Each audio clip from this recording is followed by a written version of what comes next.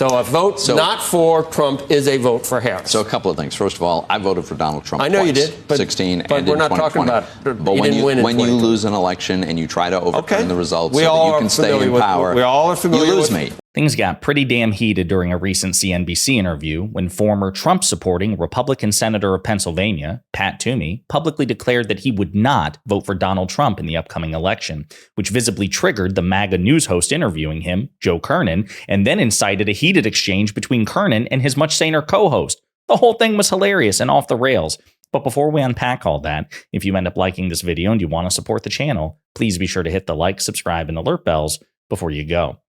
All right, friends, we have several clips to talk about in this video. So CNBC is a network that we cover fairly often on this channel because they tend to be more of a financial, economic related publication. Right? Obviously, they delve into politics because all of these things have an incestuous relationship. But if you've watched this channel before, you've seen this guy right here. That's Joe Kernen, a pretty openly MAGA news host, a guy who's a strident Trump supporter, presumably because he's very conservative and he sees Donald Trump as a better vehicle for conservative fiscal and economic policy. And he has had some genuinely unhinged moments during interviews. And this one was no exception. This was probably the worst I've seen him. He's interviewing former Republican Senator of Pennsylvania, Pat Toomey, who was a strident Trump supporter and then stopped being one after the January 6th insurrection. We'll get into all of that. But he invited Toomey on to discuss the 2024 election, and things got very, very tense. Pat Toomey, former Republican Senator of Pennsylvania, who served on the banking and finance committees. And maybe we may eventually have Senator Heitkamp, former Senator Heitkamp, Heidi, from North Dakota. She's the director of the University of Chicago's Institute of Politics, but I'm not sure whether that's going to happen. So you may get if no one pushing back except for me against you, but I won't push back. What's at stake? I mean, you can talk. If you don't want to talk presidential race, I know you're. I don't know. No, I'm happy to talk presidential. Or Senate. Yeah. Well, I mean, when you look at the presidential race, guys like Paul Ryan, that tell me, you give me a list of reasons why Kamala Harris would be the worst thing to ever happen, but still won't vote for Trump and say something like, well, it's not really a vote for Harris, and I'm not really, I just can't. Yeah, because it is a binary choice. So a vote not for Trump is a vote for Harris. So a couple of things. First of all, I voted for Donald Trump. I know twice, you did, but 16 but and we're in not 2020. talking about. But when you lose an election and you try to overturn the results so that you can stay in power, we all are familiar. You lose me. You lose me at that point. Then so you prefer Kamala Harris? Hold on. You would prefer Kamala Harris? I acknowledge that the outcome is a binary situation, but my choice is not. I have the choice, and you and I are just going to disagree on this. What if it came down to one vote, and it was yours that put Kamala Harris, then it is yours? It is an acceptable position for me to say that neither of these candidates can be my choice for president. It's going to be one. 28% corporate taxes, 45% capital. I get it. So the answer to that.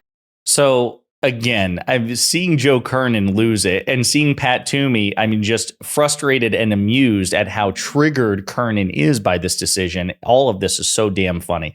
So Pat Toomey was the outgoing senator. I think he understood that his political career was effectively over when he voted to convict Donald Trump of his second impeachment. We'll go into that. And his position was eventually replaced by Democratic Senator John Fetterman. But you just see the amusement here, the way that Kernen won't even let Toomey answer the damn question, right? He's so triggered by this, people like you and people like Paul Ryan, just the disdain, the palpable disdain in his voice, the contempt. How dare you as a conservative, as a Republican, not vote for the Republican frontrunner, for the Republican leader, regardless of his disastrous fiscal policy, regardless of the fact that he is not a principled conservative, if that's the thing that you care about, that he's an ideologically inconsistent populist who cares only about himself, the palpable disdain. And then when Toomey starts to answer, Kernen interrupts him. Yeah, okay, fine, January 6th. We know about January. The disdain he has for people basing their votes on January 6th when Trump, the sitting president of the United States, the chief executive, the head of state, head of government, commander-in-chief of the United States Armed Forces, the most powerful and important person in the world at the time that it happened, not only incited the insurrection, but watched it unfold for 3 hours on live TV and did nothing to to stop it. Even though, again, he had the moral responsibility as the cult leader behind the rioters, right? The rioters engaged in insurrection because of Trump and on Trump's behalf, which is why those who have pled guilty have said repeatedly that they thought they were doing Trump's bidding, that they were acting on his behalf. So he had moral authority over the insurrectionist rioters. And then he had moral, civic, and constitutional authority, the highest, as the sitting president, to quell the insurrection. It is the sitting president's job more than anybody's to, maintain national security and to quell insurrections. So no matter how you slice it, Donald Trump had more responsibility by far than anyone on earth to deal with January 6th, to either prevent it or to crush it utterly when it happened. And he also had the greatest levers of power, right? Again, as the chief law enforcement officer in the country, as the commander of the DC National Guard, and he did none of it. That was Toomey's red line. Joe Kernen's brushing it off. It doesn't matter. What's Vice President Kamala Harris going to do about capital gains tax?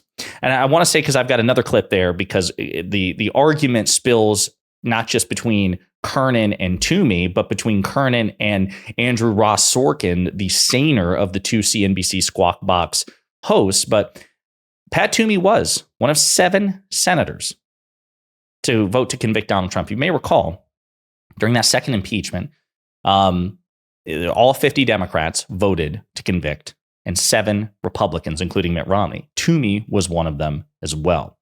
And he is the one. The NPR has this article going back to February 2021. 7 GOP senators voted to convict Trump. Only 1 faces voters next year. That was Pat Toomey. Okay. Toomey on Trump vote. Quote, his betrayal of the Constitution, end quote, required conviction.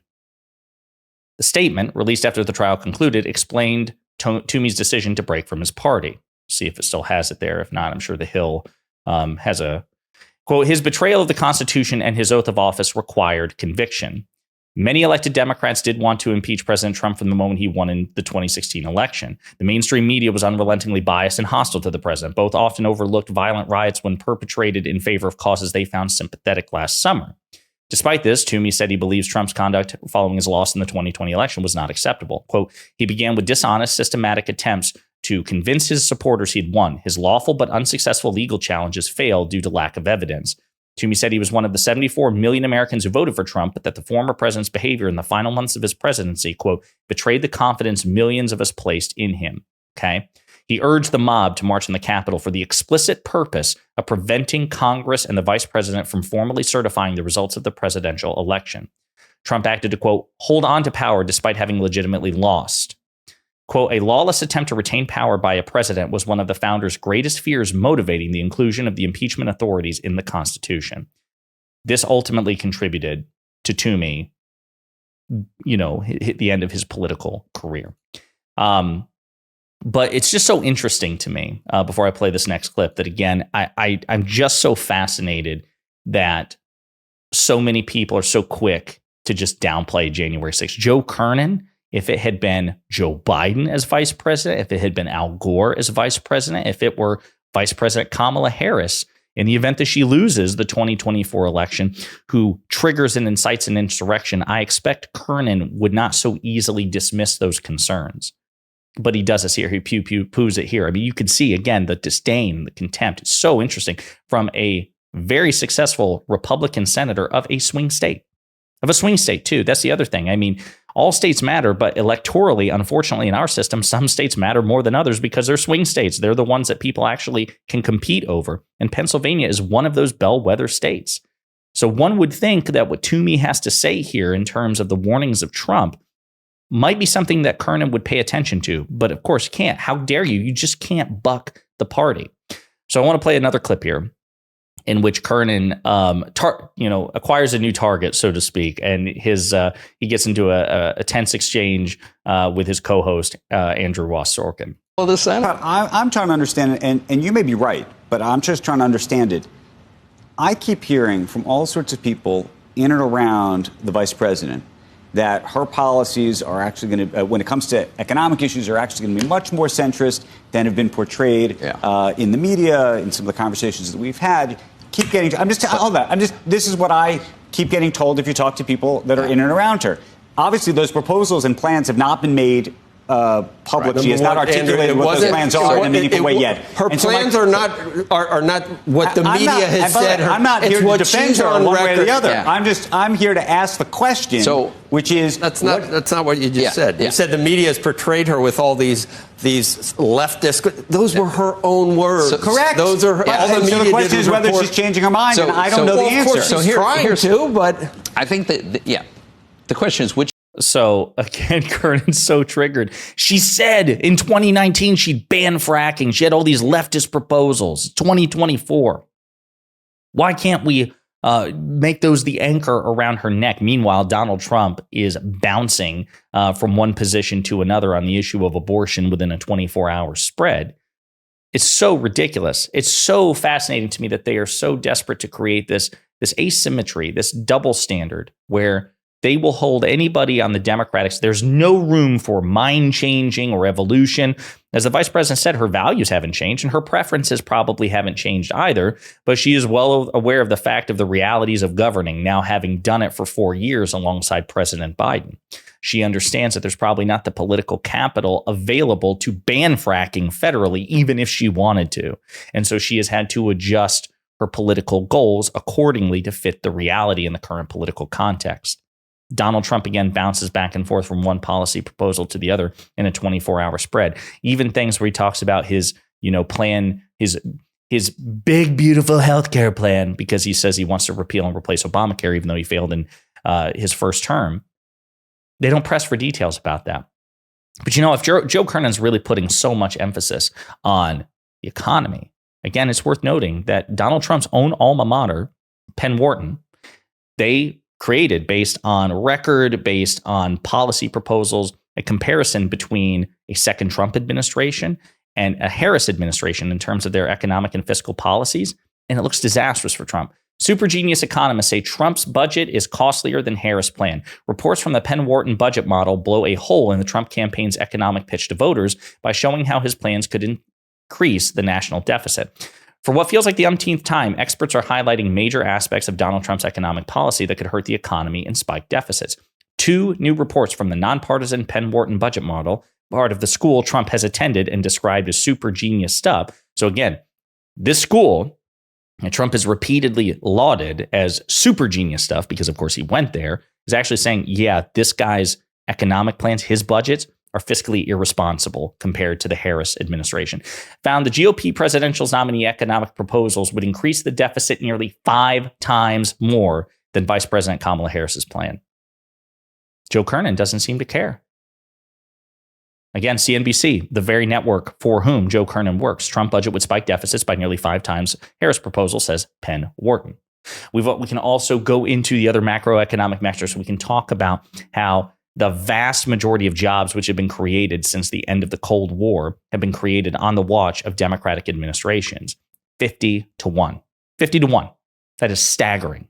We could talk about how, Project 2025, Donald Trump's Project 2025, that its income tax proposals would effectively raise taxes on not the bottom 90% while cutting taxes from the rich, which is commensurate with Donald Trump's fiscal record, right? $2 trillion tax cut for the rich, which he swore would pay for itself, but of course didn't. We could talk about GDP performance, Biden-Harris versus Trump-Pence. We could talk about, unemployment levels for various cohorts. We could talk about stock market performance. The stock market under President Biden and Vice President Harris is constantly having record-breaking days, middays, end of week, end of month. It's staggering. Kernen doesn't care about all that, suggesting that he either has an ideological bias towards Trump, a personal loyalty to Trump, or whatever macroeconomic metric is not doing better under Biden-Harris than Trump and Pence, that it's relatively niche and affects him in a specific income bracket. There's no doubt that if you're really, really, really, really rich, if you're like Elon Musk or somebody like that, you probably do better in a Trump administration because the priority will be to reduce your tax burden as much as possible and impose it on the rest of America. But we talked about this. Democrats are better stewards of the economy than Republicans. The proof is in the macroeconomic pudding. And I just love the fact that Joe Kernen was so visibly triggered by a lifelong conservative Republican, a former Trump-supporting, Trump-voting Republican senator, says, Donald Trump is too authoritarian and too unstable for me to vote for. And Kernen just finds that laughable. Absolutely ridiculous stuff. Love to see these MAGA weirdos so triggered. And in the meantime, you let me know what you think in the comments.